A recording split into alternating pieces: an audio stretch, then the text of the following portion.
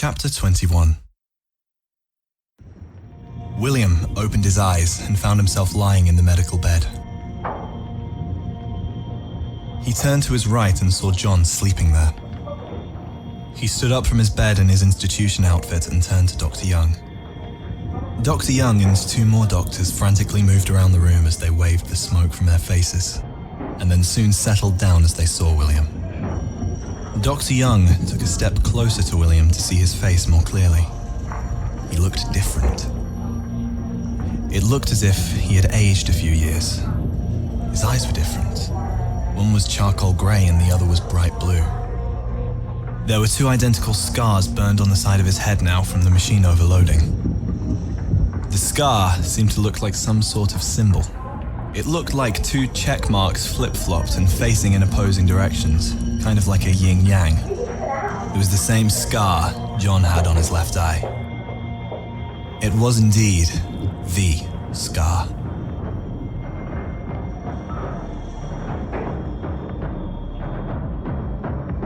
William had two though, symmetrically perfect, one on each side of his skull. There was a darker burnt circle in between the check marks.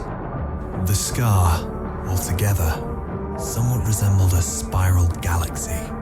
Dr. Young was speechless until he broke the silence with, William, are you all right? William closed his eyes and took a deep breath and said, Yeah, Doc. Yeah, I'm fine. The doctor outside yelled out, The other patient! Let's get him to medical treatment right away! William held up his hand and said, Wait. I think he'll wake up now. Dr. Young replied, Wake up? William, what the hell do you mean? Another doctor burst through the door and yelled, Trouble upstairs, Dr. Young! Dr. Young yelled back, Shit, what now? The other doctor replied, The patient's upstairs. They all just stopped breathing. We don't know what to do. Dr. Young said. I'll be there in a minute, okay? Get Dr. Huffman on it. The doctor nodded and then ran off. Just as Dr. Young turned back to John, William walked over to John and reached out to grab his wrist. Just before he grabbed it, an electrical spark shot between his hand and John's wrist, followed by a flashing memory of John calling out William's name. William held John's wrist firmly in his hand, and immediately, John gasped and sat up quickly in his bed. Silence hit the room like death. And then John said to William, Christ, kid, you really do have it. You cleared out that whole damn area before you left. John then looked over at Dr. Young and spoke for the first time to all doctors except Dr. Young. Dr. Young, I'm ready to go now. Dr. Young suddenly felt like a patient now. He stared in awe at John. William hadn't noticed before just how staggeringly tall he was. He was like a tall and fit stone of a man. Then, for some reason, Dr. Young looked to William for an explanation. William looked around on the floor and patted his pants pocket. He then looked up at Dr. Young and quietly asked, Has anybody seen my gum? Dr. Young was still confused, but recovered and went to John and said, John, my God, it's been 12 years. All that time, you told me about the overkill. John nodded and replied, Yeah, I know. I know I must have sounded insane to you. But hey, this world has gone skeptical. I've only seen it grow more skeptical through time. People have no more faith in others anymore, Charles. For good reason, I suppose. Dr. Young looked at William again. He could hardly recognize him with his hair gone, eyes changed, and those scars. He looked more like some kind of soldier or icon of some sort. He looked like someone who people don't forget. William found his gum and unfolded the foil wrapping. He sat down and placed a piece in his mouth, looked up at Dr. Young and held another piece up for Dr. Young to take. Dr. Young shrugged his shoulders as if to say, What the hell? He took a piece and sat down next to William, who was up against the wall, and chewed. The board members watched in awe with their lower jaws dropped as John calmly walked by. John was about 6'5" and bald as well. He made everyone he stood by look weak and frail. John nodded and winked at the corporates and continued to walk out. He stopped and turned around as he remembered to tell William. Oh yeah, kid? William looked up and responded, "Yes, sir." John responded, There is no enemy, especially when you can conquer it. Remember the rules. You'll be fine. We'll meet again soon, William. John disappeared out the double doors and through the hallway to his freedom. The board members turned to the other doctors and said, "You can't just let him leave like that, can you?" The doctors just shrugged their shoulders and returned to looking at William.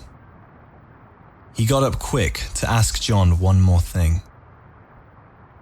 He ran up and swung the doors open, saying, But John, what am I supposed to... William realized that he was already far gone. He then sat down against the wall. Do now. Dr. Huffman stayed with the tranquilized patients as they sat unconscious in a world of hate. He wondered what might come of all the other people outside the institution right now.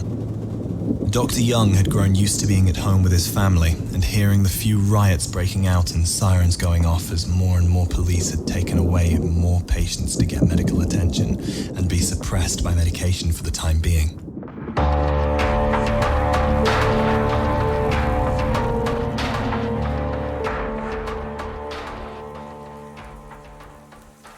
There, Jared lay on the street along with about 20 other infected people. He had been cooped up in his house all week. His poor soul had simply been wallowing in darkness and growing more and more hatred for those around him. Some of him wondered why he ended up on the street, refusing to breathe, while the rest of him embraced the cold, dark feeling of death coming for him. He almost felt like his body was a painful shell, burdening and weighing him down. His mind ached in pain as he and the rest of the infected all over the world had begun to lay down and quit breathing for some strange feeling of choice and trust in death. Officers looked around as they waded through the bodies spaced out in the middle of the roads in New York. Many figured this must be the same thing happening all over the world right now, as the disease has spread quite quickly. A military presence had been deployed all around the beginning of an attempted quarantine.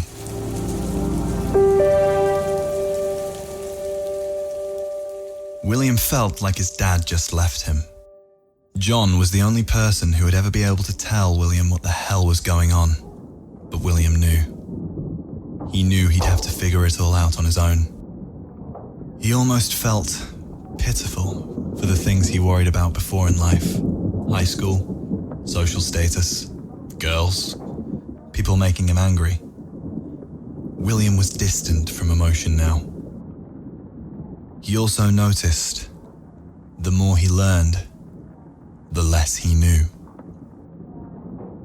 Dr. Young ran out looking for John as well, but saw William sitting on the floor in disappointment.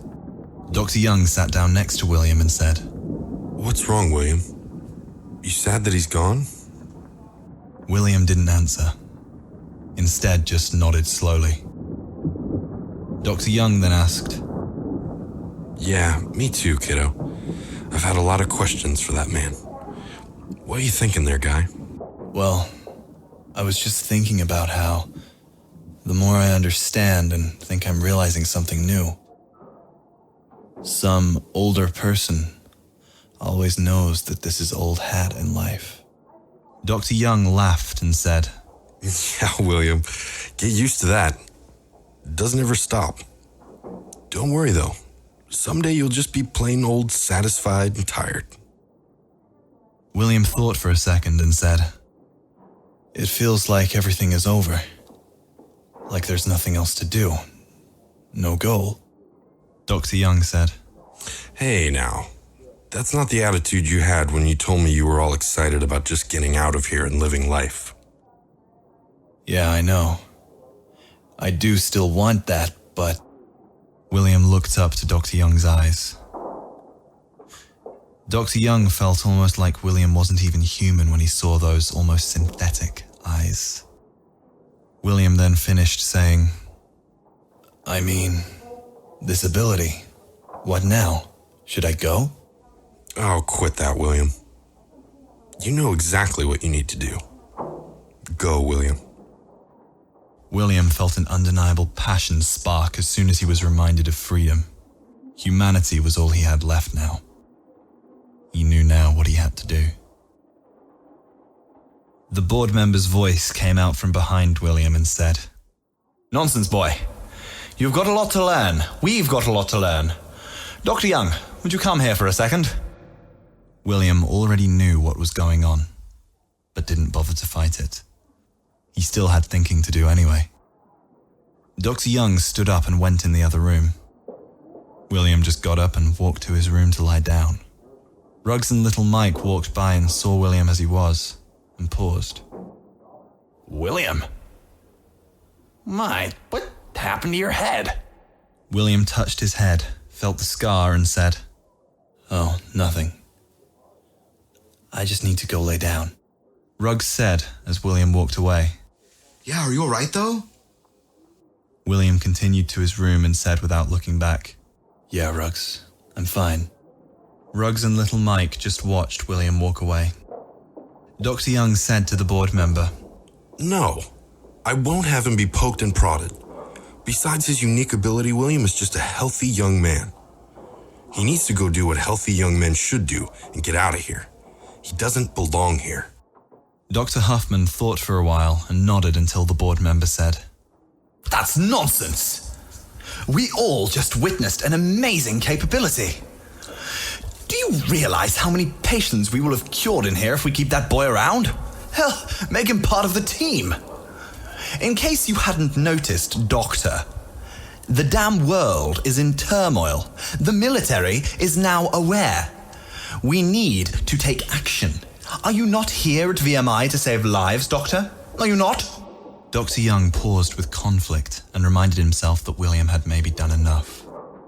Dr. Young shook his head and said, No, you're not getting it. He didn't ask for this ability. He's not a doctor, nor does he want to be part of our team. That's not what he needs.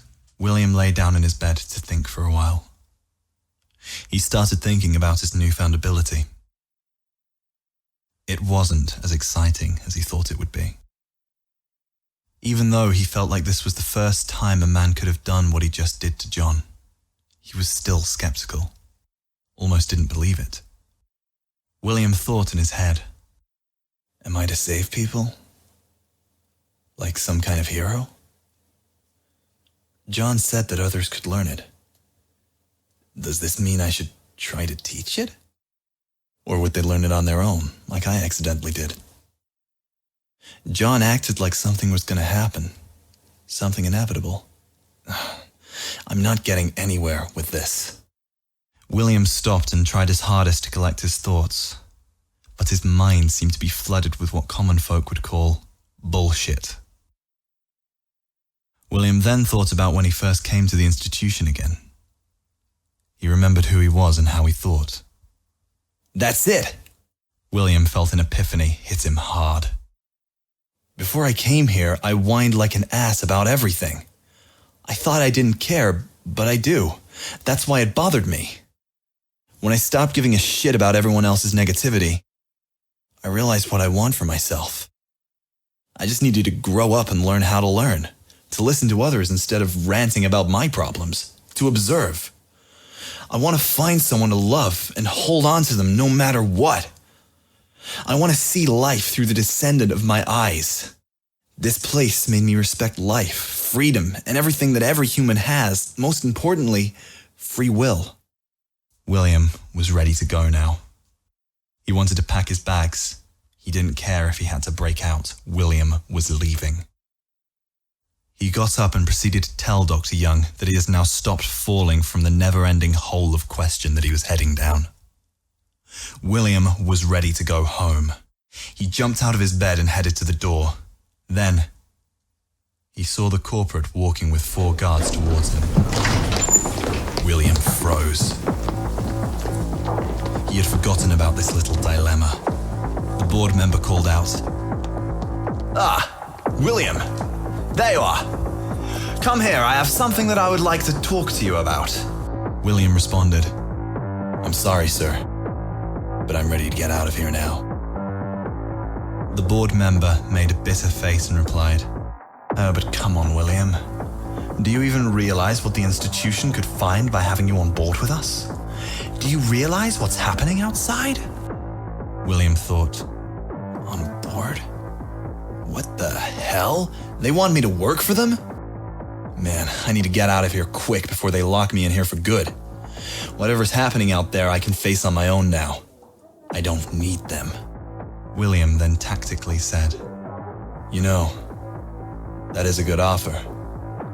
Especially since I have no real career yet. But I'll still need to think about it. William knew this wouldn't work, and as the board member went on trying to convince William to stay by naming prices, William nervously looked around for Dr. Young. He then asked while the man was explaining, Where's Dr. Young? The board member looked around and said, He's, just talking to another doctor right now. William pictured the guards strapping him to the ground, and that's all it took. William's heartbeat went up as he decided to bolt for the front door. He figured his spare key was under his car and he'd just flee. What would it mean to the law with all the crazy shit going on now anyway? He knew the consequences for trying to get out and was weighing it as the man proceeded toward William, continuing to explain the benefits of working for VMI. William then saw Dr. Young come around the corner as they caught eye contact. The board member saw William stare behind him, so he looked back as well and saw Dr. Young. No, William, you do not have to listen to that man. William was startled by it. Then, the board member turned and said to the guard while pointing at Dr. Young, Will you restrain that man? He can't interfere. That was all it took. William had sensed weird things before, but none as intimidating as this. He didn't want to be locked in here for his entire life, so he took off in the direction of the door. He ran as hard and as fast as he could for the gate. One guard ran to Dr. Young and held him back while the other three headed toward William in full speed. William crashed against the gate and yelled out to Nancy, Nancy, please, open the door, please. Nancy was startled with sudden confusion from William hitting the gate. He looked so different. She couldn't recognize him at all. She just saw some strange young man with scars on his head and two different colored eyes. For one moment, she felt William's plea. She saw it in his eyes and considered opening the gate. Something about William made her trust him. Just as she looked down at her tag and pondered opening the gate, she was again startled by a loud crash. Nancy looked up and saw the guards pulling William off the gate. She screamed as William tried to hold on, but eventually was ripped from the gate. William struggled, cursing. Get off me! Fuck you guys! I want to go home! Get the fuck off me! The guards wrestled William to the ground. Nancy covered her mouth and began crying as she caught eye contact with William. He struggled as hard as he could so to break free. William's eyes looked so pure and trusting to Nancy. She had never experienced an emotion just from peering into one's eyes before. William simply could not believe this. Just as he made his choice and decided on something, this happens. Nancy looked into William's blue and grey eyes as if to see an angel fall back into hell. Nancy began to cry in fear and sympathy and turned away. She had seen patients do this before, but not this young. He didn't look like he belonged here. He looked like he belonged out there. William felt a shock and his vision blurred and eventually blacked out. As he fell forward from the guard's force, he heard Dr. Young's muffled voice calling out, just as Logan did once before in the Ocean Dream. William now stood in a gentle breeze, looking straight into his father's warm blue eyes. His voice softly played out in William's head. Khalid. He felt so happy seeing his dad like this one more time. Just when he opened his mouth to say, "I love you, Dad," he was torn back to reality. William was slammed down to the ground hard on his stomach by the two heavy-set guards. He wished John were here to help him. Dr. Young tried to help William, but was held back by the other guard. William twisted and turned in an effort to break from the guard's primal-like grip around his arms and neck. The storm outside started raging even more. Thunder cracked out explosively at super high altitude as the rain continued to fall from the light grey skies. William noticed his mouth bleeding when he saw smeared red liquid in result of the collision with the smooth white floor's topography. The guards obeyed the board member's command and carried a struggling Mr. Iris to the medical chair. Tranquilize him!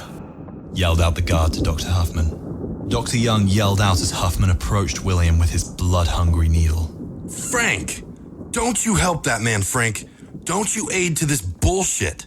The guard continued to hold Dr. Young back while Huffman gave Dr. Young a blank look as if to say, "I'm sorry, but I have to," and proceeded with the needle's waypoint to William's left arm.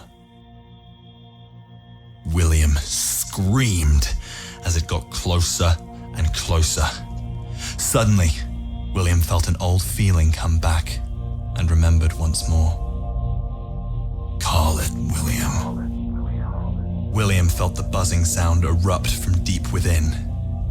His father's words charged him with pure, focused energy. William suddenly changed from a normal man to a weapon with a purpose. A weapon with a target. Understanding flooded William's body as he pulsated with supercharged energy. The Iris was born.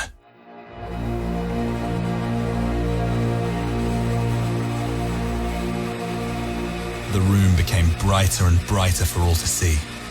His heart pounded at a steadier pace. Visions of everything he ever knew about his ability came to him at once.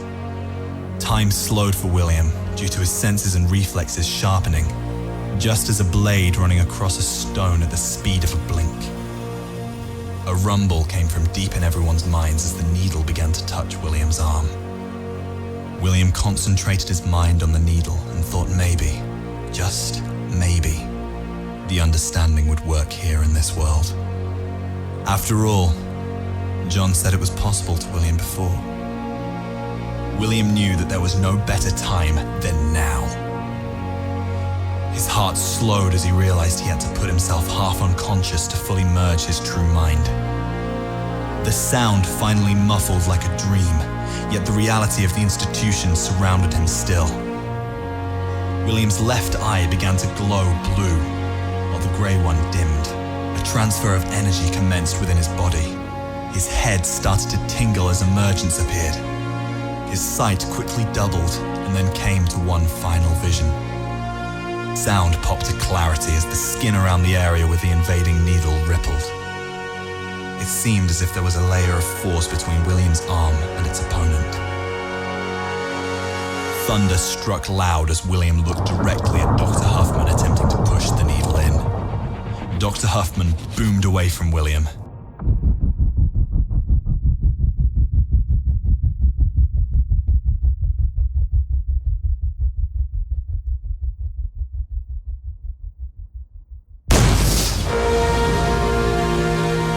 Grid of the entire world dimmed as a perfectly cylindrical bolt of lightning seemed to infinitely run straight up and down the center of the planet, followed by a brief moment of silence as the bolt sustained.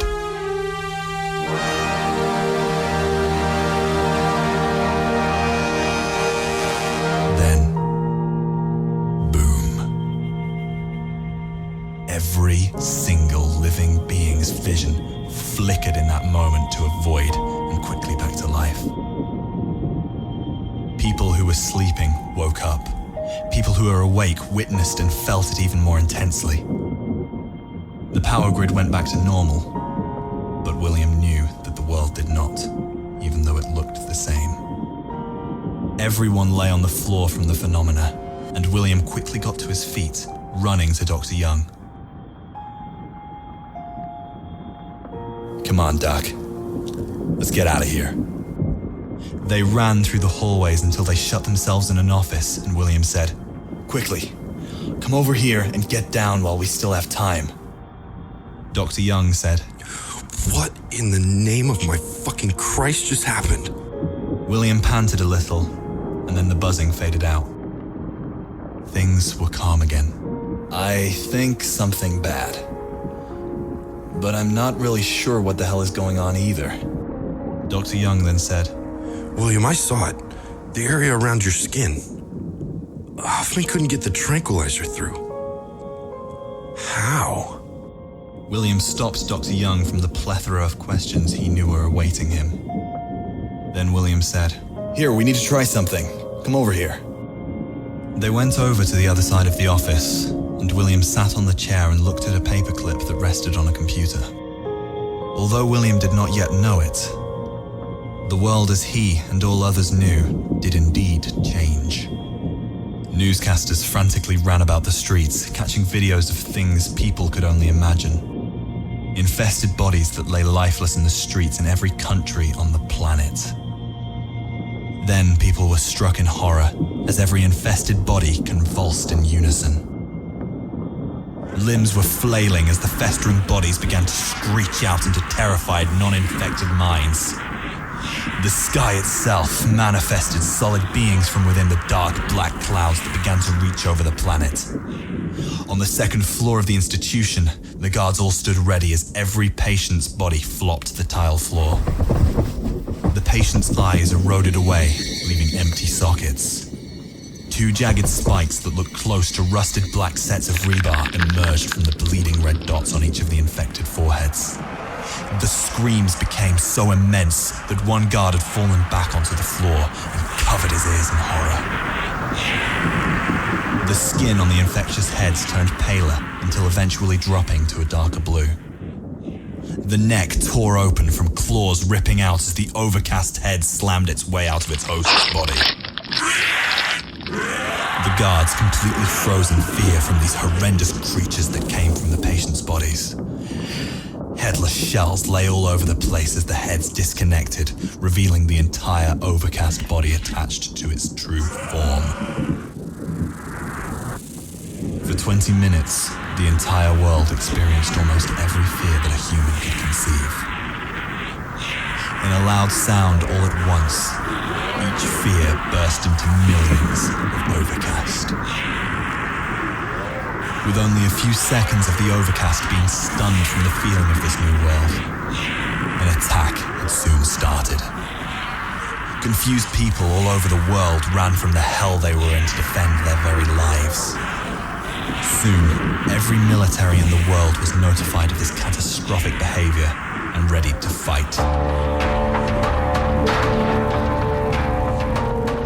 William concentrated on the paperclip, while Dr. Young closely watched like a small boy who put a split grape in the microwave to watch an ore as it sparked. William felt that familiar sensation again as the paperclip soon lifted inches off the desk, followed by a horrible flutter and screeching.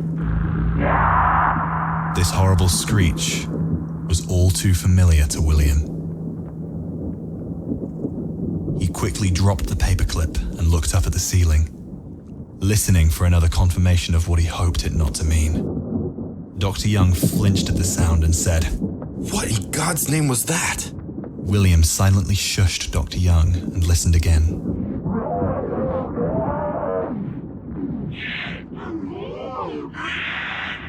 The screech belted through the air again, hitting William's ears like 1,000 broken glasses at once. William quickly responded to Dr. Young with a stoic tone.